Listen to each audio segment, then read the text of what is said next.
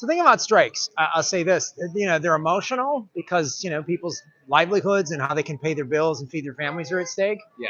And they get pretty emotional, but there's the solidarity and everybody that's people coming together is the cool thing. Cause that's, again, we talk about it on both of our respective YouTube shows. Keeping us divided and fighting is what they want. Right. And if we're all in solidarity, they don't want this. Well, this is going to be one that's going to be talked about for generations to come. I mean, this is like we're kind of planting our feet in the sand now because there is so much at stake here. They're trying to just gut the ability of creatives to make any kind of living whatsoever. Yeah. And, we're basically trying to have a generational stand, to just solidify this line of work, which is a very noble line of work. Yeah. The stuff that is done by writers and actors and producers and crew people, it generates billions in revenue. It generates so much money. Yeah. And you're telling me the people who make the product possible to generate that kind of wealth shouldn't be able to have an apartment in the city they live in? That's ridiculous. Yeah. It's beyond ridiculous. And that's what they're trying to do because they know that creatives love to create. They're going to want to write no matter what. They're going to want to act no matter what. So you know what? When you're in the creative class like that, you're easier to exploit. You're easier to exploit because you love what you do, but you got to stand up. You can't let it happen. Yeah. No, it's a good point that they know they can exploit us because we do this stuff for passion. And yeah, sure. There's actually a term for it, but I forget what it is off the top of my head. I think it's Gone with the Wind or something like that. But there is a term for it. Yeah, it's the gone with the wind mentality. Gone with the wind. The Gone with the Wind factor.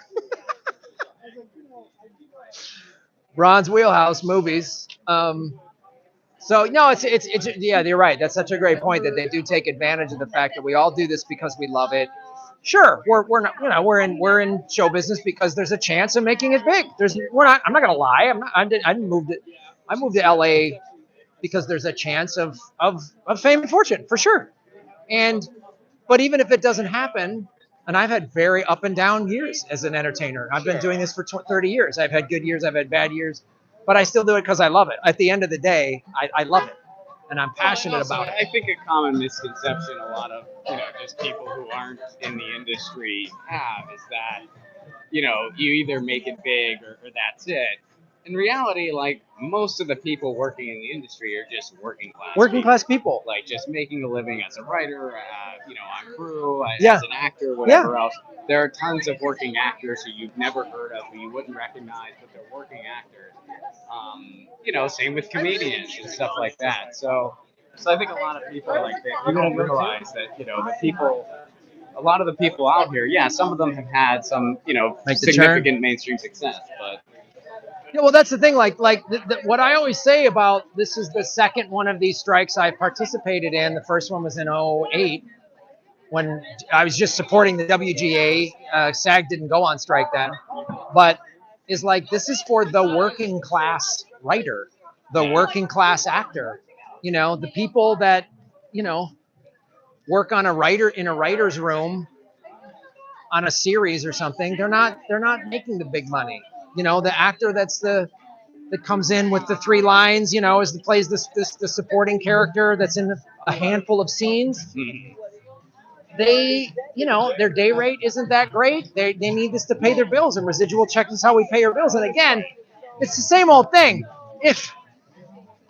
Don't tell me about your record profits and these executives making 8-figure incomes with 9 figures in assets, telling me we're being unrealistic, and that's ridiculous, man. That's completely ridiculous. That's the other thing too.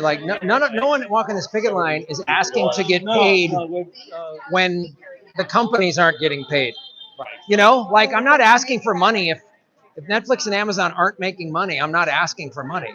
But they're making money. And yeah. It has been cool, all the honks we've got, man. It's been cool. Yeah, that's part of it too. I mean, one of the reasons, again, I have 2 movies that are on Amazon that aren't making any money, part of what these strikes are about for both the WGA and SAG is release your financials. They just said, oh, your movie's not making money. How do I know that? Well, because I told you. Right. I mean, it's like, it's crazy. It's like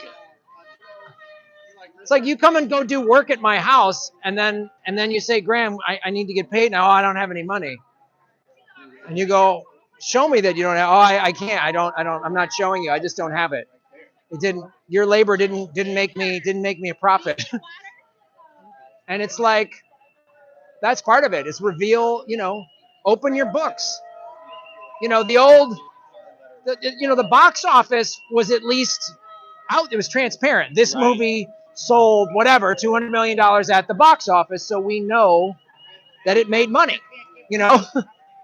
And I think these streaming services just figured out a loophole, a gray zone to just hide money. Goal. Yeah. That was their whole goal. They're like, oh yeah, it's experimental.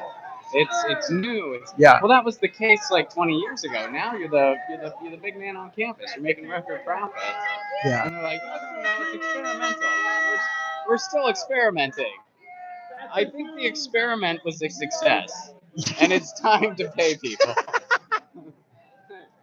think you're past the experimental stage. Yeah.